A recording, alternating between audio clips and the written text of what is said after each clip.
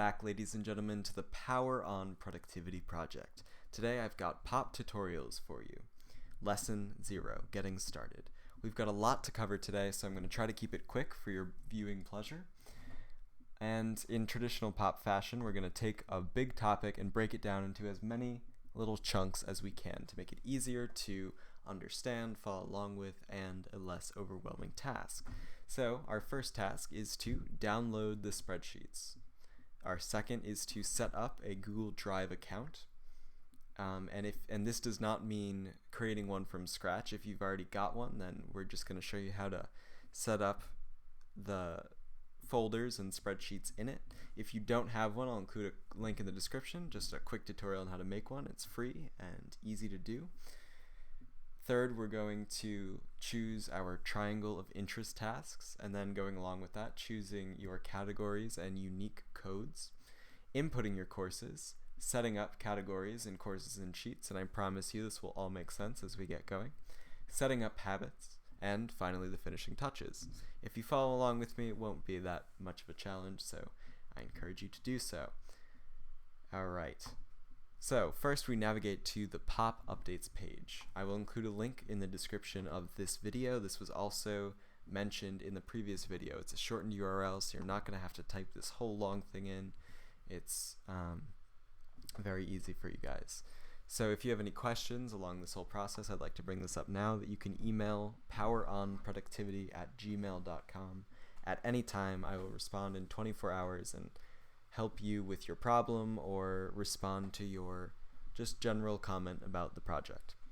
So we've got download links for, we've got 5 download links here. We've got one for the daily original copy, weekly, monthly, yearly, as we talked about, and then the daily planning sheet, which I'll get into in this video. So to do this, you're just going to click right on there. You're going to wait to let it load. Do this with every single one of these here. But I'm just going to, for the sake of time, show you this one because it's all the same process. Once it loads, and it is going to take a little bit longer than it would normally for you just because this is a public document, but we're going to go right on over to the File button here. And we are going to hit Make a Copy. Alright, and you're going to put this in your designated folder, so you can choose whatever folder you want it to be. For this particular thing, I'm going to put it right in a Google Drive folder as if this were a blank Google Drive.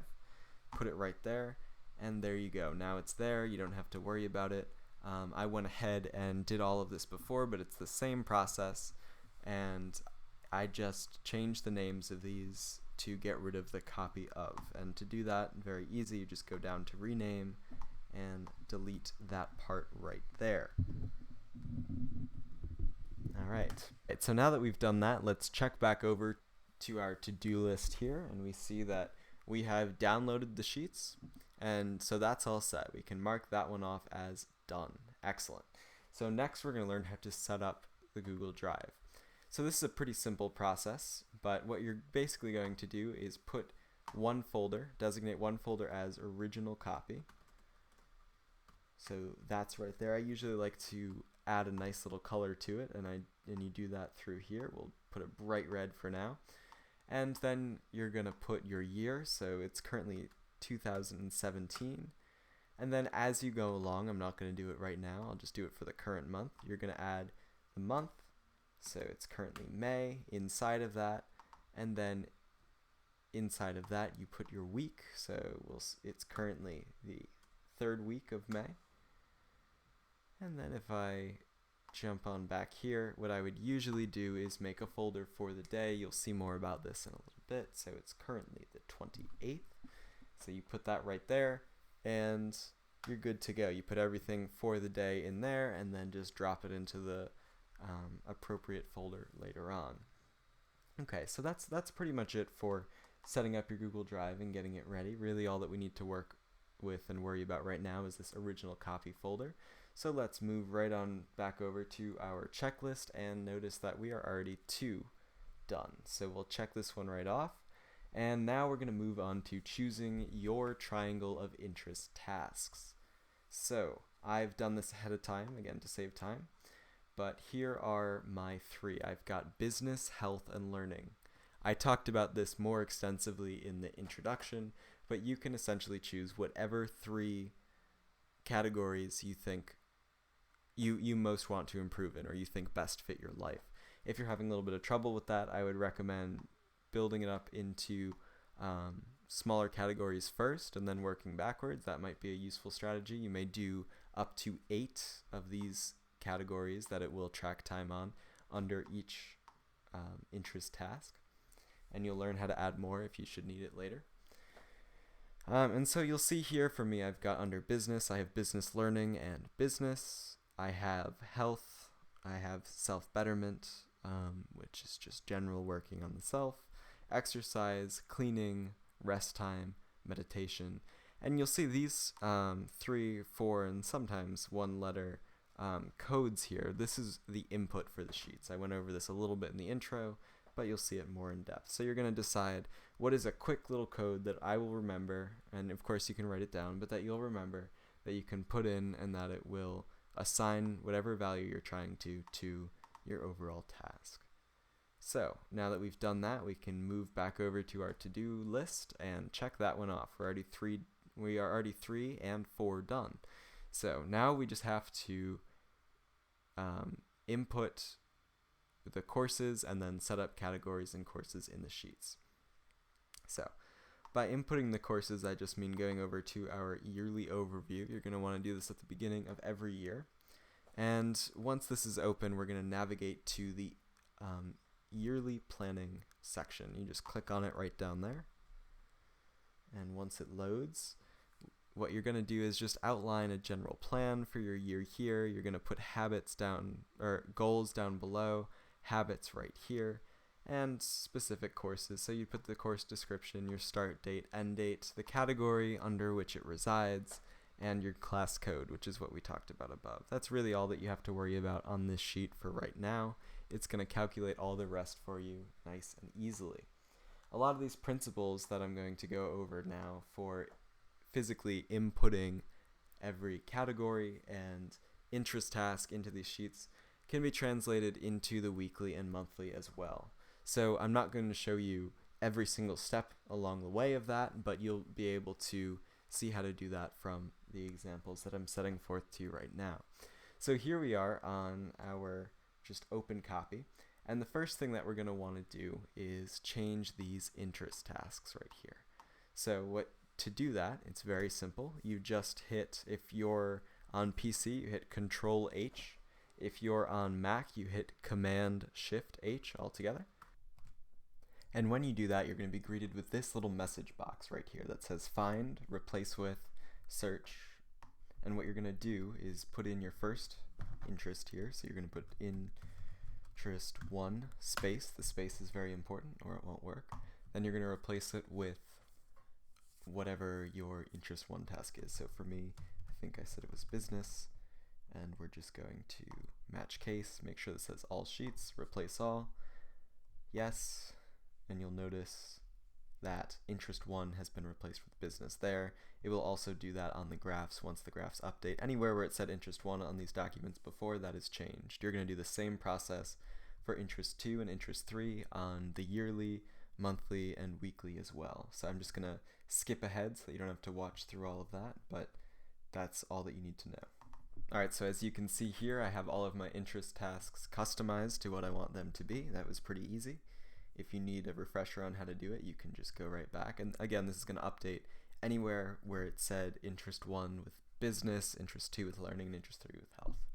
Okay, so our next step now, hopefully that was pretty easy, is to set up the individual categories. And we're going to do that in much the same way.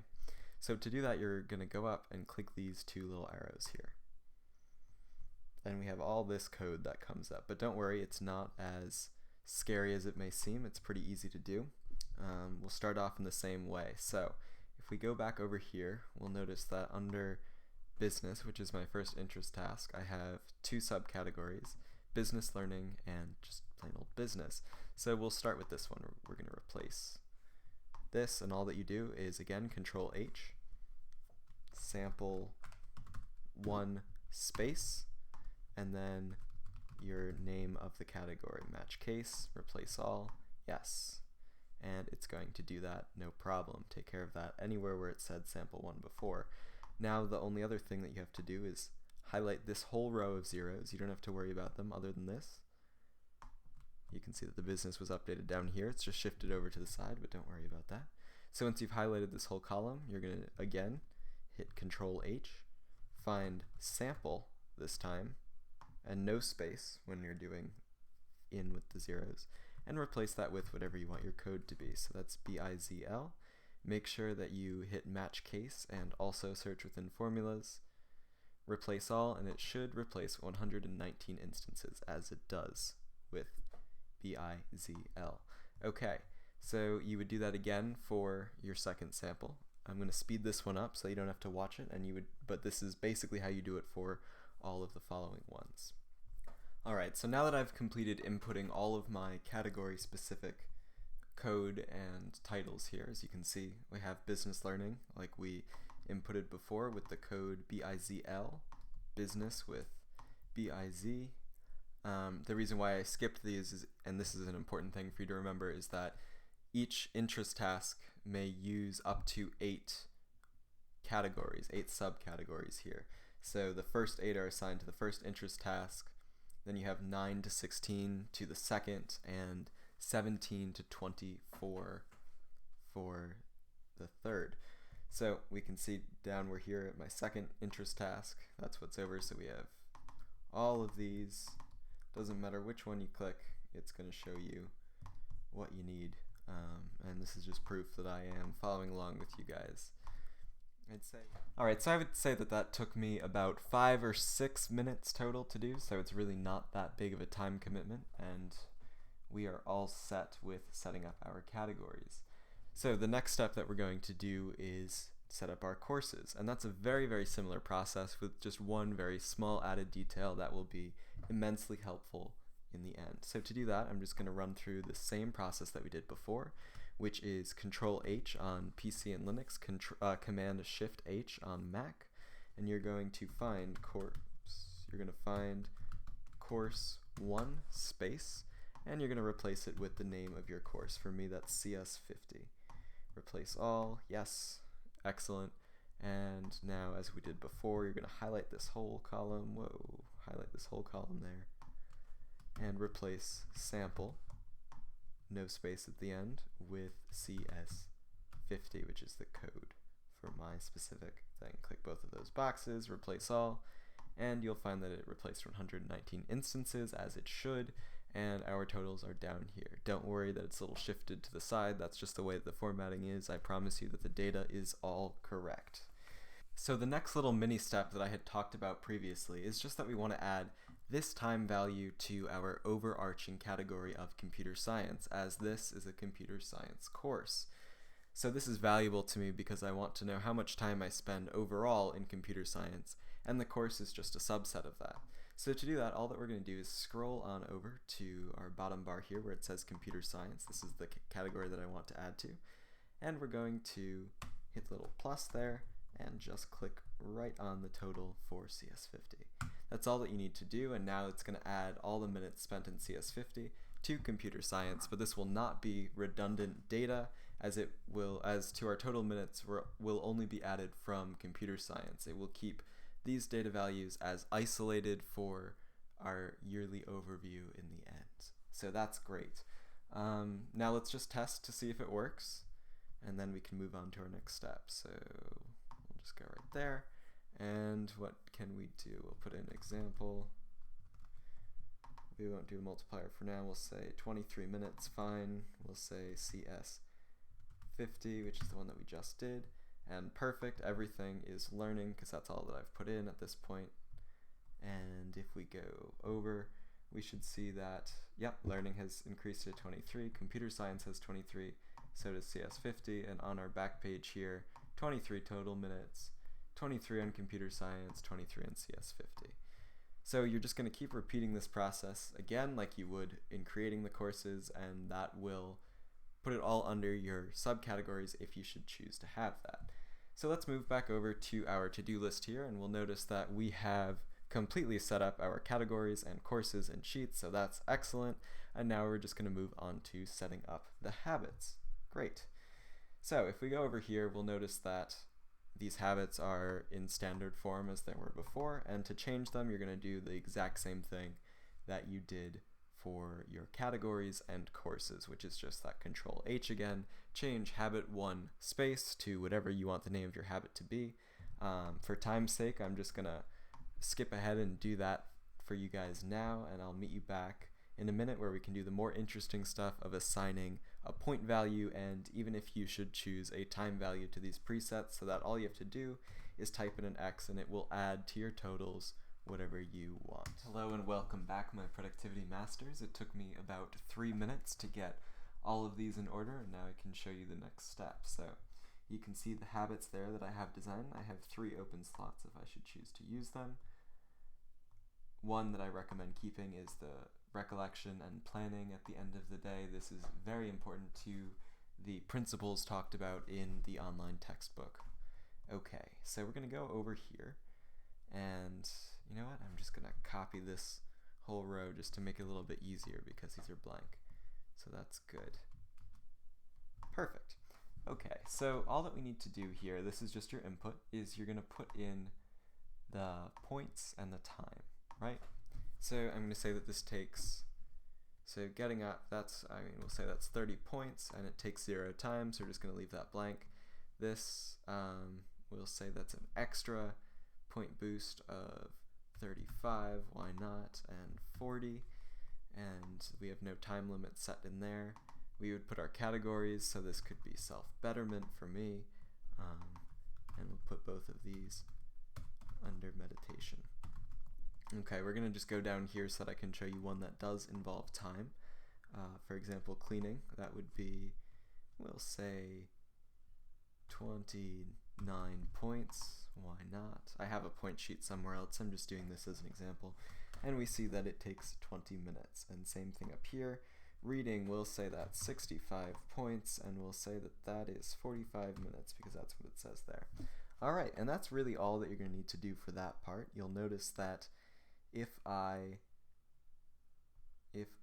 put a little X in these, the ones that I did, so I'm just going to go ahead and do that.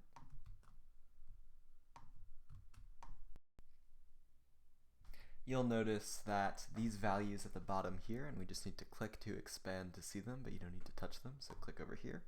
You'll notice that these values have now changed to meet the ones with the X's in them. If you take away the X's, we'll just do it for the top 3, these values will go to 0. So that's excellent, that's what we want. I'm just going to undo that right there so that we can get the data back, perfect.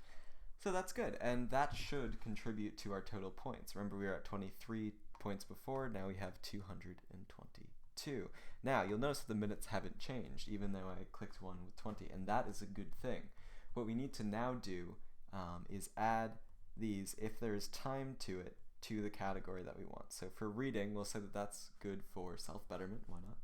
What you're going to do is click right here and add it to this. So we're just going to hit the plus sign like we did before and click that.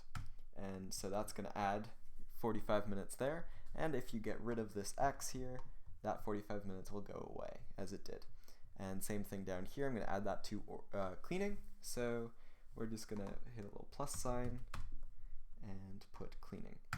So you're going to want to enter in all of your point values and time values if they are relevant, and you're just going to add it. This is, again, it's just for you, you don't need to put this in there, it's just maybe sometimes it's easier to remember, like if I put self there as I was going through, it'd be like, oh, this one goes for self-betterment, you find it down here, you could even put them over here, and there you go. This you don't need to touch and worry about anything else, it's all just behind the scenes code to make this a little bit easier for you to use.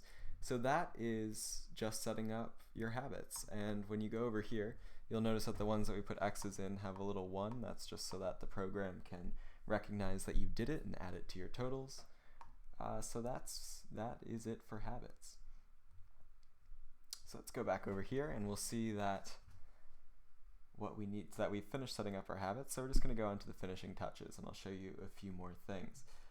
So up here at the top, and it's a little bit cut off right now because this is all expanded, but if you were to put X's right here, and you'll see what this will look like a little bit better later, it's going to add respective point values and say that you've completed your interest tasks, which for me is business, health, and learning, and your frog task. And you can change the point values here. I think that this is a good setup. This is what I would recommend, 150 for the frog task and 100 for each of your interest tasks. This repetition down here is the same as over here. If we took the x's away, these would all amount to 0, so don't worry about this. So this is just if you want to change that, so that's good. Other things that we need to know are for this. This is all set up for your interests. It does this by, this shows the balance here. It does this by taking your first 8 versus your second 8 categories versus your third 8. If you want to add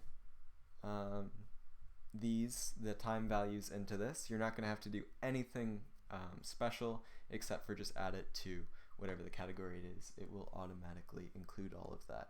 Procrastination time, this is all set, so I would say that we are done. So to finish up, all that you're going to do is highlight all of these rows here, and we're just going to hide them, hide the columns.